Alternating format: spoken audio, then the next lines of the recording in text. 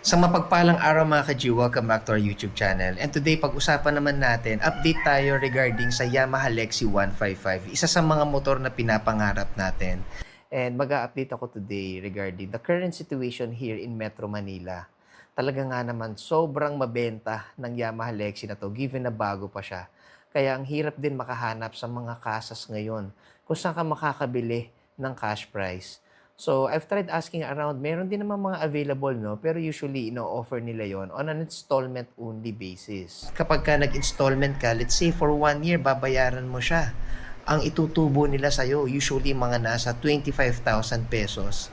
Kaya napaisip ako Sabi ko, kung maglalabas lang din ako ng 125,000 pesos, ano pa bang motor? Yung po pwede natin na maging alternative. Diyan na papasok si Click 160 which is nasa 108,000 pesos.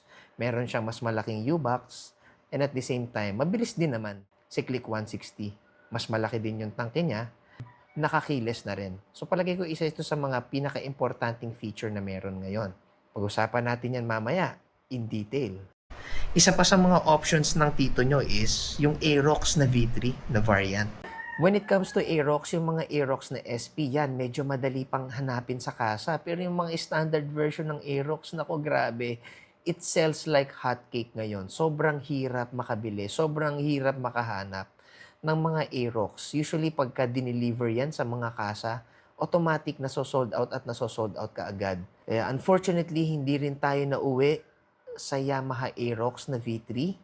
What we ended up buying is none other than Honda PCX 160. So for today's video, pag-usapan natin yung price difference ba ng dalawa ni PCX 160 na standard variant versus Lexi 155 is justifiable. Pagkumparahin natin, tingnan natin kung worth it pa rin ba si PCX 160. Kaya kung hindi ka pa nakasubscribe, please continue to like, share, and subscribe. First difference ng dalawang motor is yung keyless feature na meron si Honda. And if you're also planning on upgrading your Lexi 155 into a keyless system, usually it will cost you right around 10,000 pesos. So, isa ito sa mga advantage ni PCX 160. Bakit? Alam naman natin, yung Lexi 155 na yan, sobrang hotcake niyan. Sobrang daming gustong magnakaw ng motor na yan dahil sobrang mabenta yan ngayon. 'Di ba? Kaya kung talagang gusto mong pakaingatan ng motor mo, syempre kailangan gastusan mo rin siya, 'di ba? And isa 'yan sa mga pupwede na mga theft deterrent na pupwede mong ilagay sa motor mo. Yun nga lang, it will set you back for an additional 10,000 pesos. So, aabot na rin na nasa 110,000 pesos yung price ng Lexi 155. Another difference nila is yung mugs and tires na ginamit sa PCX versus sa mugs and tires na ginamit sa Lexi 155. As we all know already, yung Lexi natin, unfortunately, medyo may kanipisan yung gulong na kinabit nila parehas sa harap at sa likod. And ganun din yung mugs na meron ito. Yung mugs nito, kung mapapansin nyo, hindi rin siya ganun kapal, no? Medyo manipis yung mugs nito. And more likely, kung medyo lubak-lubak sa lugar nyo, medyo pronto sa pagkabengkong.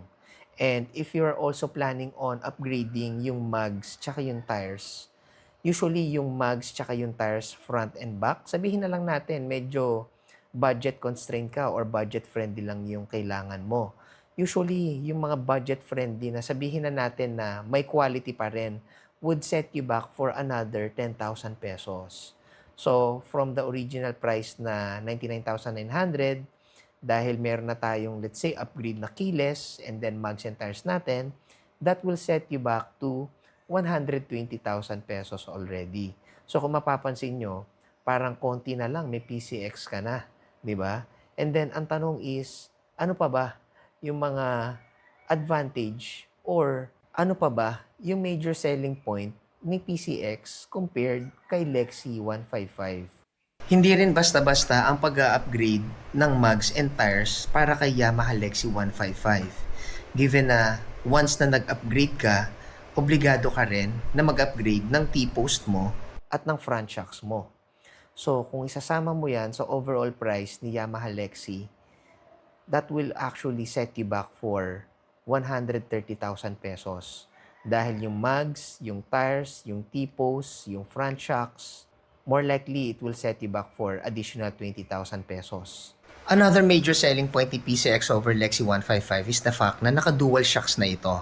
Unlike Lexi 155 na naka-single shocks lang, pero ang kagandahan naman kay Lexi is meron na rin siyang abang for dual shocks. And just so happen lang na kailangan mo pa rin mag-modify ng chassis mo para makapag-install ka ng dual shocks. And then on top of the modification, syempre kailangan mo rin ng bumili ng dual shocks mo. So that will actually cost you right around 15,000 pesos overall. So in total, meron na tayong 145,000 pesos na potential na expenses sa Lexi natin. And then naka-combi brake din si Honda plus naka-double disc brake din siya. So if we were to modify Yamaha Lexi 155 to become a double disc brake, then it will actually cost another 5,000 pesos. Dahil yung rear nito is naka-drum brake pa. So overall, makakagastos ka rin mga 150,000. Pero syempre, if you come to think about it, kung meron Lexi ka na, di ba? Be happy with what you have. And also, there's nothing wrong with Lexi talaga. These are just options and these are just my own personal opinion to justify yung price difference ng PCX 160 versus Yamaha Lexi 155. And syempre finally, OBR decision. Given the fact na maganda ang itsura ni PCX and maxi scooter talaga yung dating niya dahil sa bulky ng structure niya, then definitely nagustuhan to ng OBR natin. So I guess that's the main reason why PCX 160 na yung pinili natin over Lexi 155. Bonus points pa ni PCX 160 over Lexi 155 is the fact na sobrang laki ng tangke nito. So if you're planning on touring rides, then definitely malaking advantage yung meron kang malaking tangke, 'di ba? So from 4.2 ni Yamaha Lexi 155, si PCX 160 comes with 8.1 liters of tank. Yun nga lang, syempre dahil malaki tangke nito, then definitely wala itong gulay board. Unlike si Yamaha Lexi na merong maluwag na floorboard.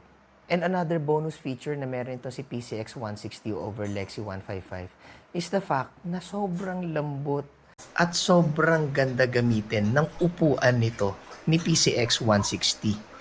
Please don't get me wrong, yung sa Lexi 155, makapal, maganda, firm siya. Pero a lot of vloggers can already attest to this, na talagang napakalambot at napakasarap sa puwet ng PCX 160 na upuan. Talagang panalong-panalo yung ginawa ni Honda dito. Meron nga lang din negative dito na naging feedback na pagka ginamit mo siya sobrang tagal, then eventually, medyo magsasag na rin yung foam nito. Lalo na pagka nasa long ride ka. So you just have to take some rest, take some time para bumalik yung shape niya. And at the same time, ma-experience mo ulit yung comfy ride. Finally, another bonus feature na meron si PCX 160 over Lexi 155 is the U-Box storage space. PCX comes with 30 liters of U-Box storage. So what does that mean? Yung isang full face helmet mo, kasyang-kasya sa loob nito. And not only that, hindi lang isang full face helmet ang pwede mong mailagay dito. Kung meron kang kapote, meron kang tools, di ba? Yung mga gloves, pwede magkakasya lahat yan, given na 30 liters na yung U-Box capacity nito. Unlike kay Yamaha Lexi, medyo may kaliitan lang yung U-Box storage niya. Kaya kahit half-face helmet, medyo alanganin pa. So ang tanong, sulit din ba bumili ng PCX 160 na CBS variant ngayon? Please do leave a comment in our comment section below. Hanggang sa muli, ito nga po pala ulit si Tito Mons. Paalam!